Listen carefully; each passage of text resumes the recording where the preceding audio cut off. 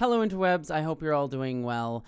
Unfortunately, not a fun video today because I want to talk a little bit about my current frustration, anger, and anxiety surrounding the upcoming election that is going to be happening here in the United States in the next few months, where I live, where we have two just wonderful, amazing choices for our great leader, Donald Trump, wannabe dictator for a day, and most establishment of establishment Democrats, and a person who is currently helping a ongoing genocide occurring in Israel against the Palestinian people, amongst numerous other things that has just been standard status quo for the U.S. for a very long time. And I say that not to just say it's okay, but to say that this is just what the U.S. does, and it's fucking horrible, and I hate it. But yeah, the reason I want to talk about my anxieties about this election in particular stems out of a response. The thing that I want to specifically talk about with this video is not just rant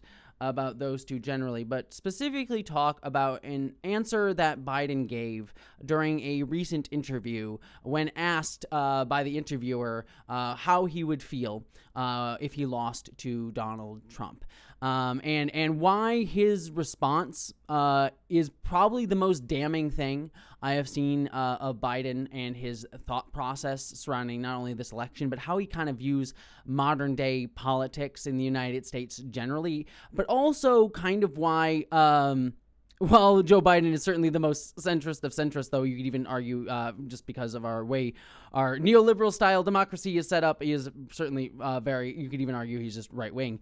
In fact, I would even say so. But regardless, how he's just typical of where America is right now, and frankly has been for a very long time, and just kind of articulate my views on it, because I see a lot of intentional, often, misinformation coming from people who consider themselves liberal Democrats when discussing more leftist and left-wing folks like myself.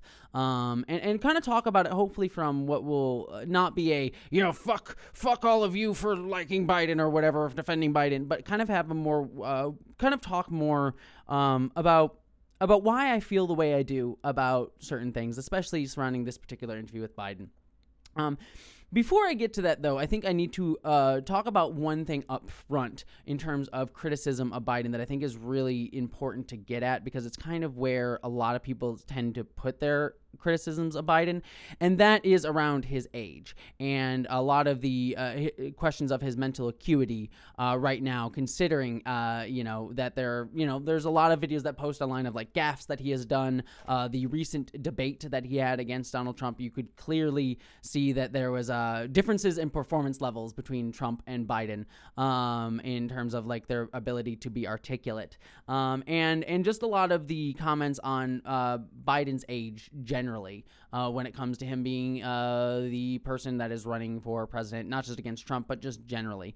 And I think that a lot of those criticisms of Biden do tend to be kind of lazy, in a sense that it is coming from a very overtly ageist point of view, in the sense that, like, look at his age, look at how old he is, look at these gaffes that he's making, and just like taking these specific clips of him like misspeaking at certain points, saying the wrong year, saying 2020 instead of 2024, and taking that as like a look he doesn't even know where he is, old man vibes, when he's clearly corrected himself and things like that after that. So I do find a lot of those criticisms, like those very quick and easy, like off the cuff criticism of Biden being like not mentally all there as someone who is older, to be something that is I think very shallow and not very helpful in terms of like discussing Biden as a problem. That being said, though, I think there is definitely a discussion to be had of him being just an older man in general, and certainly there having been questions of his mental acuity. And I don't say that as like, oh, he made gaffes, but I look at like his debate performance, and you can talk about like him wandering off the beaten path and like not having good articulate responses when like abortion, for example, was like a clear issue that he could have like gone on Trump for. Abortion is like one of the most popular issues for Democrats that they can easily point to and win on against Republicans who have like just deeply unpopular with their views on that, and him just sort of whiffing it and changing the subject. And the question I bring that up is not like mental acuity of like, oh, he was clearly like, not sure sure what the question was, but more a question of like, he's under the gun here. And it comes off to me more like a man who is trying to remember a billion different things, like he was prepped probably with a billion different thoughts and just did not have the mindset and ability to like really articulately state his stances. And what frustrates me is I see defenses of this being like, well, it's a debate, and the debates are heated moments. They're heated, moments for a president like him, and he hates Donald Trump, and so he's flustered. And my thing is like, well, you're the president. You want to be the president of the United States. You're going to be in heated situations a lot of the time. And to argue this point of like, he just can't articulate it, and he's struggling with it because of the moment.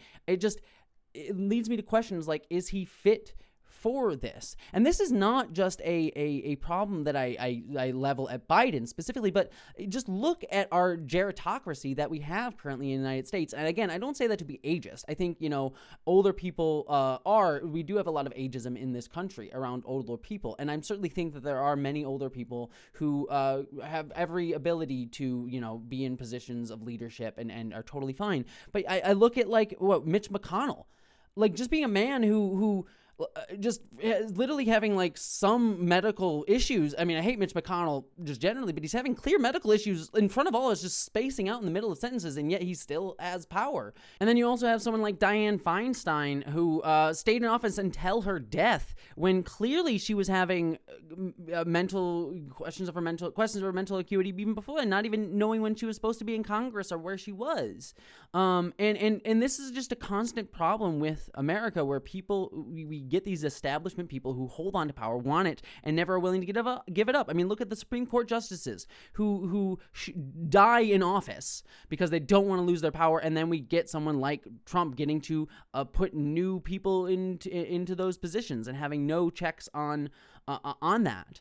It's because people want to hold on to power, and it's all about me. I want power. I hold on to power until I literally die.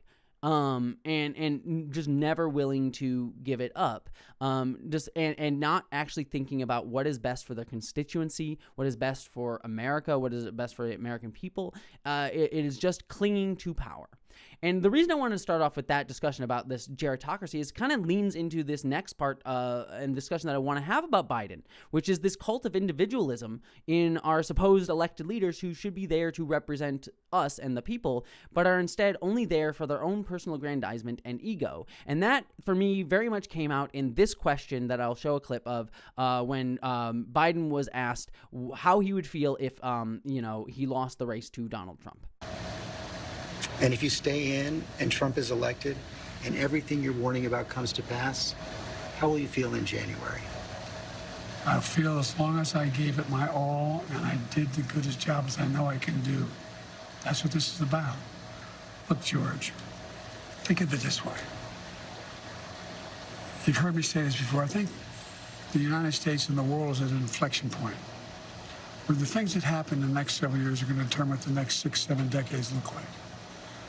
And who's going to be able to hold NATO together like me? Who's going to be able to be in a position where I'm able to keep the Pacific Basin in a position where we're at least checkmating China now? Who's going to do that? Who has that reach? Who knows all these? We're going to have, I guess, a good way to judge me is you're going to have now the NATO conference here in the United States next week. Come listen. See what they say. So, again, people have been doing the very easy gaffes on Biden and using that to like point at, problems with him. This, to me, is the most damning thing that he could have done and said during all of this. And I want to also be clear too, because I haven't said this. I mentioned it sort of at the top, but I'm talking about this election specifically when it comes to Biden. When it comes to Biden and other things, I have many other issues that I'll touch upon later and I'll get to. But like on this specifically, and just how he thinks about this election, you can see in this response that he views this election on personal terms. Like it's the sense that it feels like he's talking about this election in terms of a sports game. of like, well, if we lost, we trained hard, we did our best, and that's all I can really say about myself. And I definitely think we were the better team. I can definitely do better. We can get out there, but I tried my hardest even if I lose. And it's just this sense of like he has no sense of what it will mean if Trump becomes president, of what that man represents, not just in a ideological, like, look, this man's fascist sort of way, but like, what does fascism mean for the people who will live under it? I mean, my God, for me, as I am a fairly upper, like, middle class white trans woman, and certainly, for me, seeing Trump get elected, like, I look at Project 2025, which is the, like, plan for when Trump gets into office, and they want to outlaw what they deem pornography, and they deem being transgender, just existing as transgender, as pornography. My very existence will be made illegal. They want to do shit like force people to identify with the gender that they were born under on documents. They want to ban me from being in public to be able to go to the bathroom. And that's me as an upper class white trans woman. I am fairly insulated in certain economic senses in some ways from that. Though, to be fair, if they outlaw being trans publicly, like, my job is doing this, being public on the internet, this will be deemed pornography. I will lose all access to my ability to sustain myself. And I am certainly in a much less precarious position than many trans women generally, many trans people generally, especially, trans women of color, especially Black and Indigenous trans women, especially. And so, that there is that lived, like, fear that so many of us currently watching this election are viewing this through, and you just see Biden having no sense of what that actually means on a day-to-day level. It's just sort of like, yeah, I want you. Just the sense I get from Biden consistently is this sense of like, well, he's uprooting the norms of our institutions. He's uprooting, what I've worked so hard to do, like, build, like, these coalitions and, reach across the aisle to Republicans. The civility, damn it, he's destroyed the Republican Party. And it's all these questions of institutions and norms and expectations and like just the status quo that Biden has worked under as an establishment Democrat his entire career. And that is what he is concerned about. That's what bothers him, not the lived reality of so many people in this country who live in fear of another Donald Trump presidency and what it will mean now that Donald Trump has a better, more articulate backing than his haphazard campaign 8 years ago. And what's even wilder to me is after this most recent Supreme Court decision, which is also fucking terrifying, where they basically said that, like, presidents for any official acts can get away with whatever, if as long as it's considered an official act, and even things that they do in unofficial capacity, if there's elements of it that are under official, like, you can't even use evidence from time of them being an official official in office, that it can't be used as evidence. So, like, what's wild to me is that Biden doesn't even realize he personally is in danger. Like, this man, Donald Trump, he's quoted, I want to be a dictator for today. Yeah, I want to be dictator for a day. Like, the man wants to run this country like an authoritarian. And when you have someone like that, Biden is his political rival. The man's in danger himself. But I don't even think Biden can process something like that happening in America because it's so outside his realm of what he thinks America can be. And it is just this man who is so insulated by power and privilege his whole life that his frustration is with the rooted norms that this man is upending, and yet still has no sense of how far that can go and what the danger actually is here. And so I see, to get to kind of the point that I was getting at the beginning here, and I'll go even further in just a minute because I want to go further about how I view America's politics generally. But, like, I see these people just consistently defending Biden as this man who, like, he's the man to beat Trump. He's the centrist kind of guy who can bring together left, right, whatever. As the guy who can beat Trump. He's the only man who can do it. And it's like, no, he's not. No, he is not. But it's this cult of personality and individualism that our country consistently builds itself up upon. Of like, we build these, like, because a person has power, they get this cult of personality around them because our society tells us to follow the leader, this cult of individualism. Pick your team sports and stick with it. Pick Democrat, Republican, and no matter what they say, don't think about what the actual platform is, what the actual meaning behind this is. Just follow your team's colors to the end. And Biden himself sort of getting wrapped up in this. Like, it's not about him standing up for democratic values. It's about him getting to be the man that beats Trump. It is not him thinking about what is best for the people that he is supposedly supposed to represent. It's about him getting to prove himself and his way of life, rather than actually caring about the people that he should be fighting for. And that's really all it is. And this, frankly, is what America is in so many ways. We are a country that from day one has espoused values of egalitarianism, of, everyone getting represented. But we built a quote unquote democracy on something of like the Electoral College, which is this classist institution that says people too dumb to vote for president, so we need the smarty smarts, classist, elitist people to vote for president. It is a country built on white supremacy. Literally in the founding document of our country, it is built on institutions of white supremacy. And as much as like this country has reformed and tried to give more rights to black people and people of color and other marginalized groups, it is a country fundamentally built on that. The ideology of this country is fundamentally built on excluding people in classist ways and through racialized means that upholds those sort of classist, hierarchies that our society has been built upon.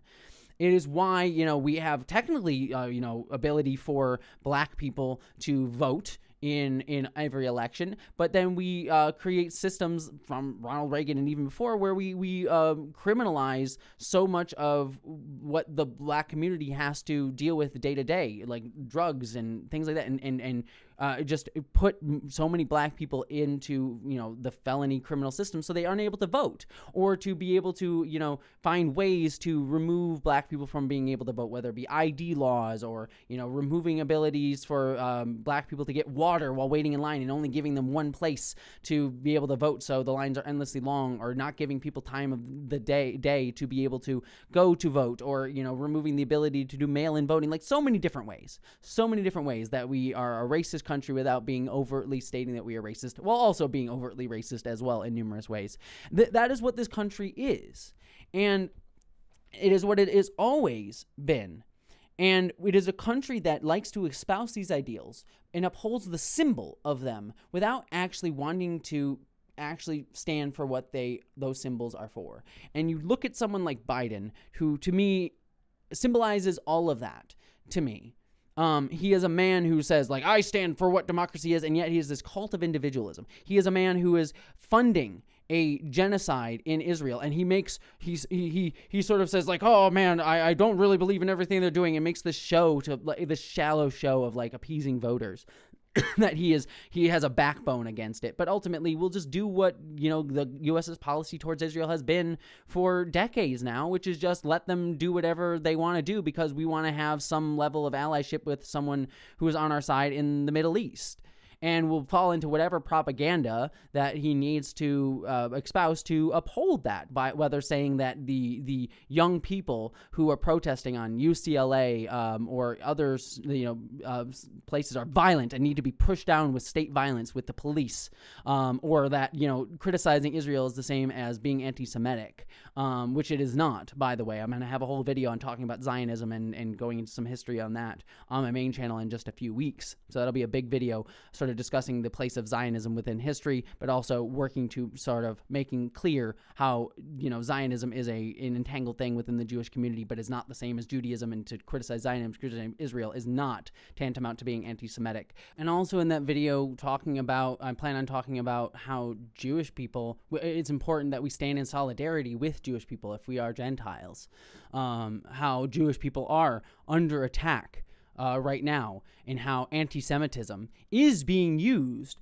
to obfuscate lines of power, how anti-Semitism is always used to sort of redirect anger at the system and the powerful and put it onto Jewish people. Like, oh, the Jewish people are controlling the media. Oh, the Jewish people are controlling the government, is always the conspiracy theory. And the function of anti-Semitism is to sort of off-put the energy that we should put towards fighting back against, nation-state control and these systems built on white supremacy and colonialism, and put it onto Jewish people. That's a longer video and a longer discussion. But anyways, Biden will use that, and just along with Republicans, to be able to continue to fund Israel. And I want to be very clear here because, there is a critique that frustrates the fucking hell out of me.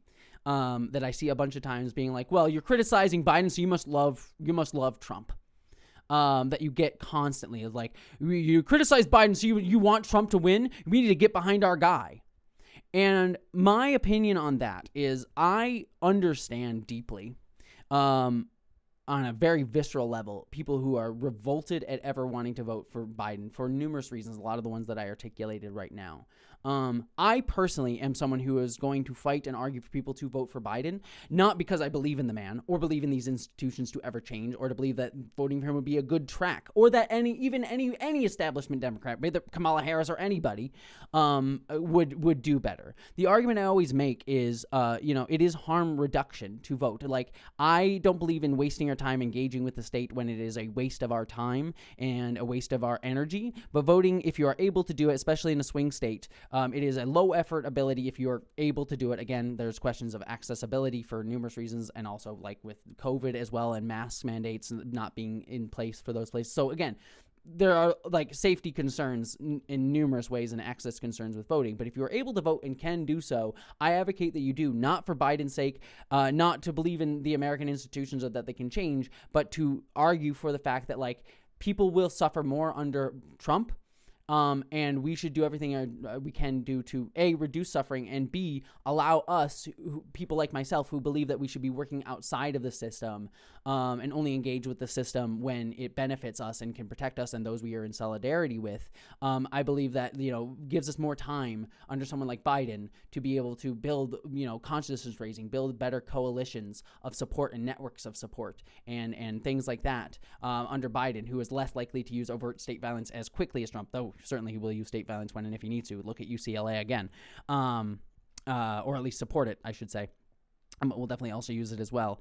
I think someone like Trump is going to be far worse, and that's why I voting for him. But you get these comments from people. It's like, oh, you love Trump if you're saying, if you criticize Biden. It's like, no, the man deserves to be critiqued for all the shit that he is doing.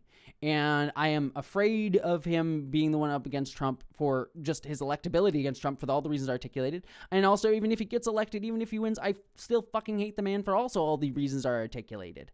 I am very much someone who, I try to be pragmatic about our engagement with these things, but I am also someone who's like, my belief as a leftist is like, our goal should be to raise consciousness about other ways that we can imagine the world beyond the systems of the United States, beyond the limited boxes that we are allowed to operate within, that the United States gives us, and try to build our own coalitions in spite of the state, and only deal with the state when we can. And there are also some people who say, like, there are also some people that like, even in left, that like have this like weird desire for accelerationism, like vote for Trump because it'll accelerate things, or alternatively like wanting a glorious revolution and violence to happen right now so we can change the system right now, which is, in my opinion, ridiculous.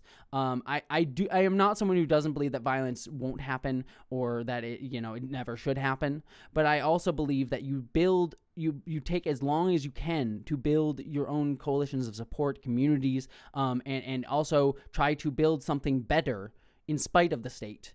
And violence will happen because the state will never loosen its grip on power, but that's not something we should actively be running face first into and seeking. It is something that we should try to minimize the impact of and build a coalition towards when it does happen.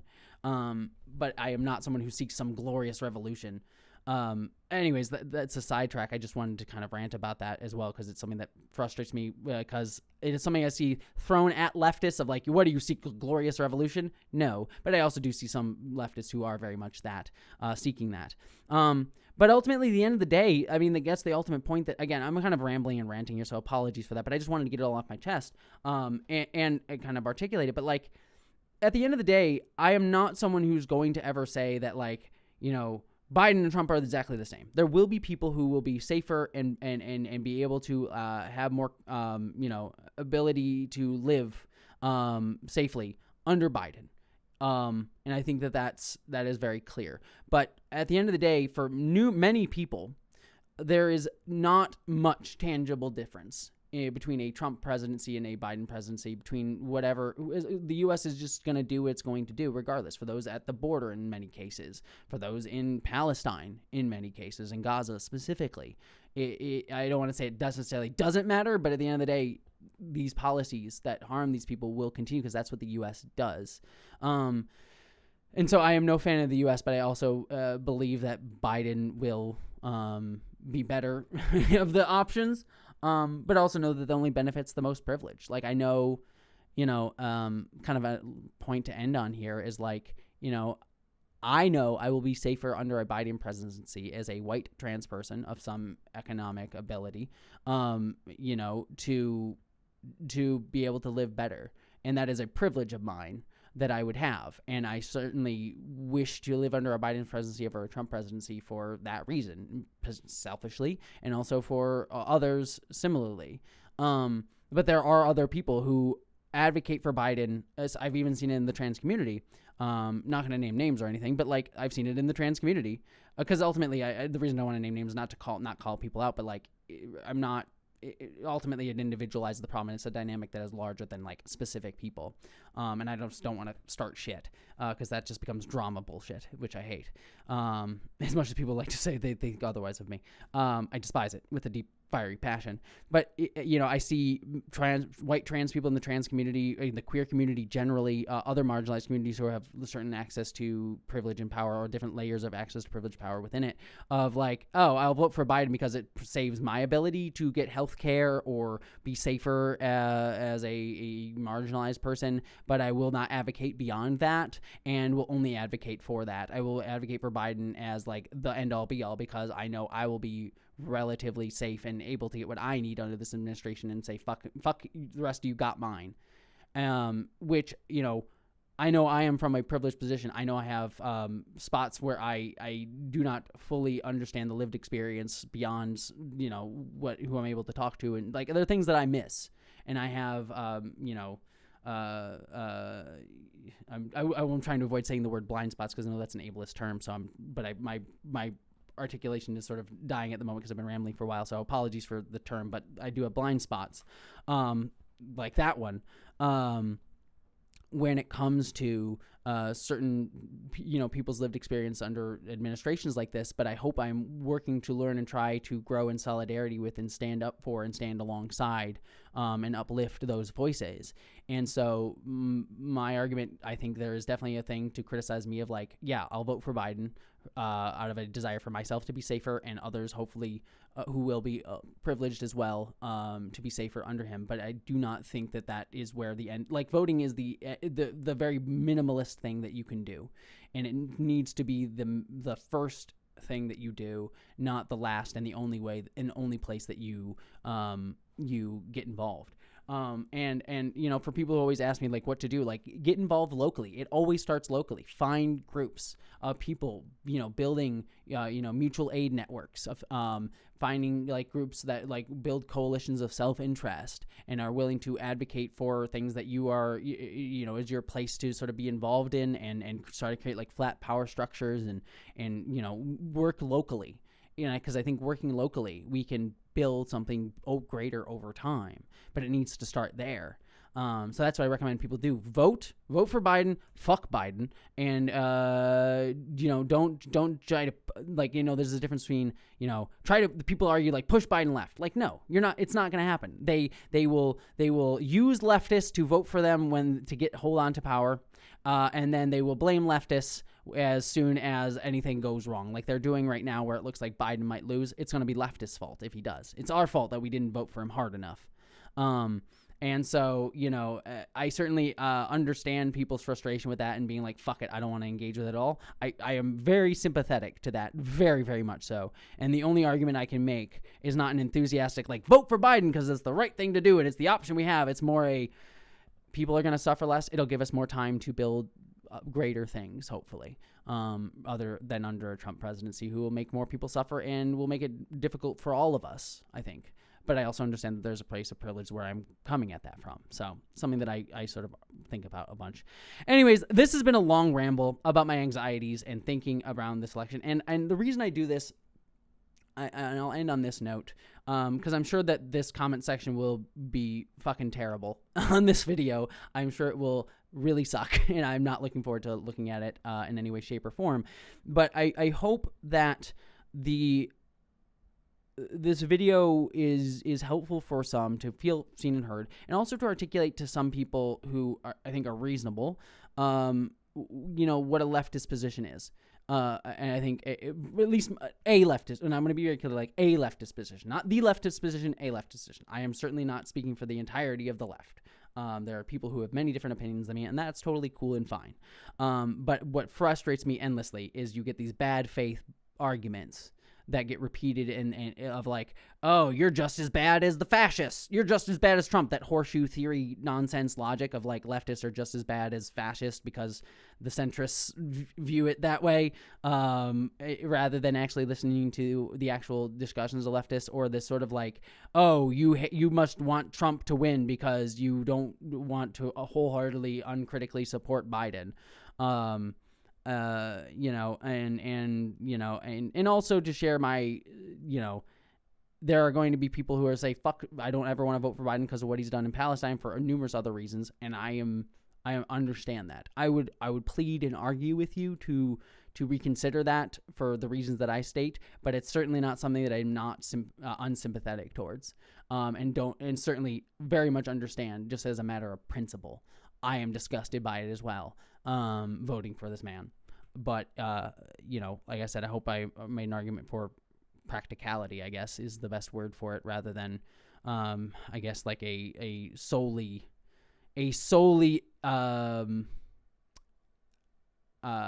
principled stance. It's just the thing that I continually am frustrated by. This is the last point I'll make, and I'll end here. It's just the thing that I'm continually frustrated by.